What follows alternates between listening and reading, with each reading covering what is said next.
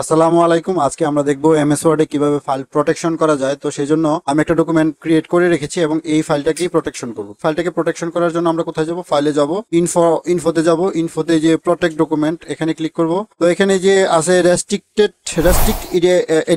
Editing আছে, তারপর restrict access আছে। আমরা এই যে এটা দেখবো রেস্ট্রিক্ট এডিটিং। তো এখানে আপনি যদি চান এই যে limit formatting to selection of style, এই যে স্টাইলগুলো আছে এগুলো কে পরিবর্তন করতে পারে সেটা ঠিক করে দিতে পারেন। তারপর এডিটিং রেস্ট্রিকশন যদি এখানে ক্লিক করেন, এখানে নো চেঞ্জ রিড অনলি, শুধুমাত্র কোনো পড়তে পারবে, কোনো চেঞ্জ করতে পারবে না, এটা আপনি এখানে ঠিক করে দিতে পারেন।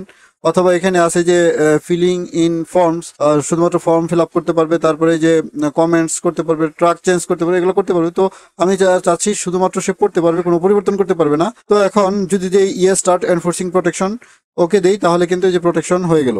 এখন এখানে ইচ্ছা করলেও আপনি দেখেন আমি কিবোর্ড থেকে কি চাপতেছি, কোনো লেখা হচ্ছে না। তো এখানে আমি এডিট করতে পারবো না, এটা প্রোটেকশন হয়ে গেছে। তো এইভাবে ফাইল প্রোটেকশন করা যায়। তো আগামী পর্ব দেখার আমন্ত্রণ জানিয়ে আজকের মতো এখানে শেষ করছি। আল্লাহ হাফেজ।